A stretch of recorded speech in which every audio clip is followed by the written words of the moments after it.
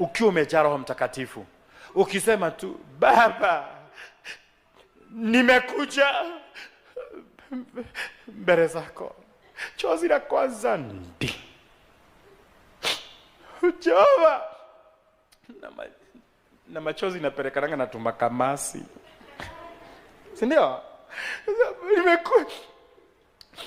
Nimekuja mbele zako, wewe ni Mungu.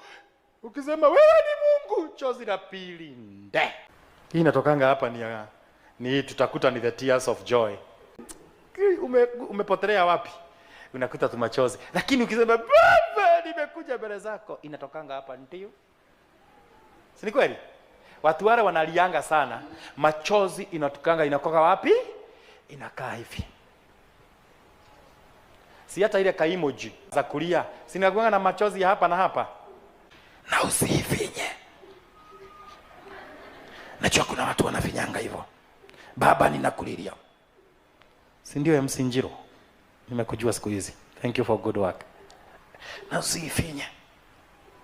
Baba, ninalia. Unakiera. Unajaribu kuifinya, inakataa kutoka. Machozi ambao tunalia, siku moja tutasimama kwenye kiti cha kulipwa na utaambiwa kulingana na ile kazi umefanya, tunakuongezea thawabu, tunakuongezea reward ya machozi yako. Heri waliao sasa, maana watafanya nini? Watacheka. Watafanya nini? Watacheka. Lia kabisa. Take this opportunity, my brother and my sister, Mrs. Mutai. Lieni. Lieni deri kabisa, lieni wa Mwangi, lieni. Take that, lia. Hata unaweza enda kuomba ushindwe kutoa maneno. Maana maneno haiwezi kutamkika. For 1 hour ulilie Bwana peke yake. Uingie ulie tu, ulie utoke hapo. Uende ulale. Kulia tu peke yake.